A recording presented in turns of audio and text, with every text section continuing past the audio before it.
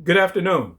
My name is Othary Christian, and I am an educator at De Anza High School in Richmond, California. Today, I am going to share my perspectives on supporting English learners uh, through an asset-based approach, focusing on culturally responsive teaching, meeting the needs of English learners, and building strong responsive relationship, teaching, meeting the needs of English learners, and building a strong home and school connection.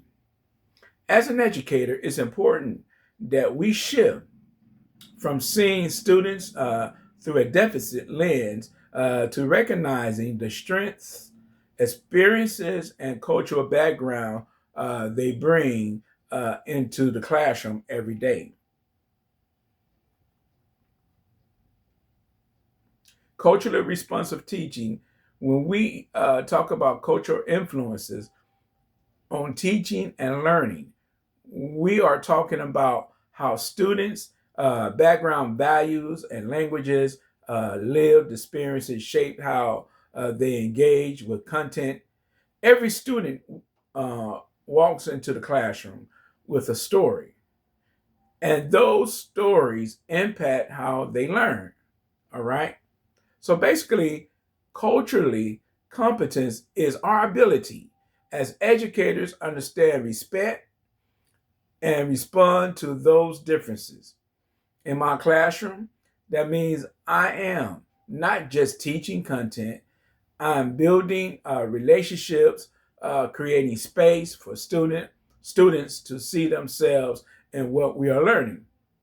For example, when I teach U.S. history, I intentionally connect lessons to students, culturally backgrounds, whether we are discussing immigration, civil rights, or civic participation.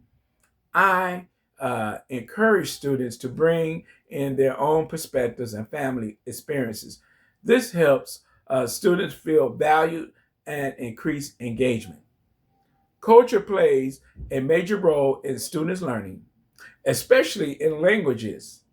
When students feel safe, respected, and inclusive or included, they are more willing to take risks with language. That's why creating an inclusive classroom environment is critical.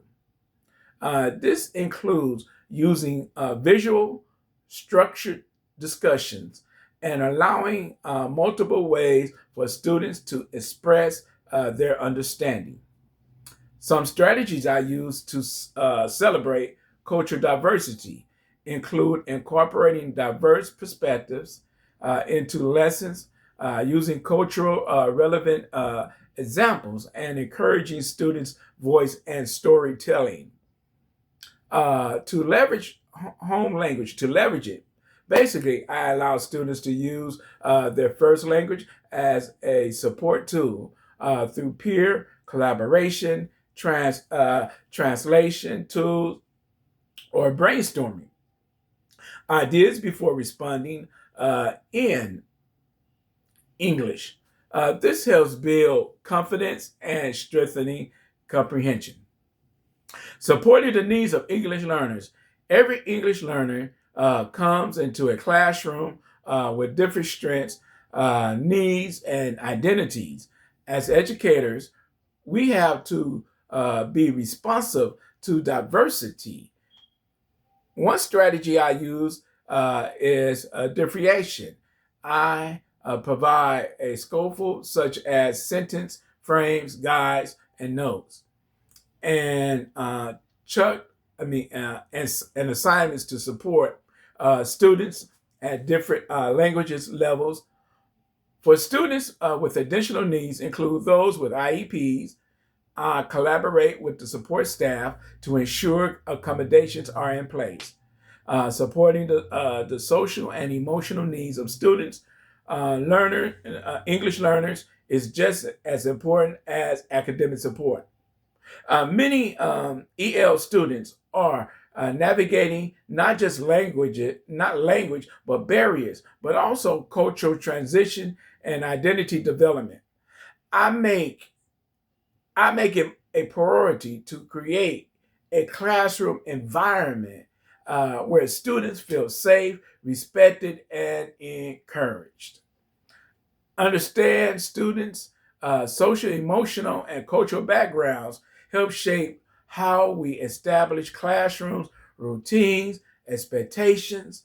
When students feel connected, I would say that again, when students feel connected, they are more engaged, more confident, and more willing to participate.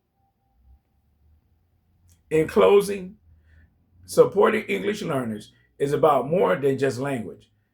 It's about recognizing the strength they bring, creating an inclusive environment, and building meaningful connection with families and communities.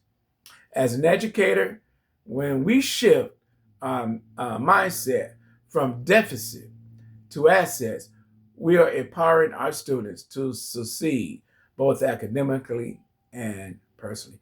Thank you for coming out tonight um, and listening to the presentation that I have presented to you.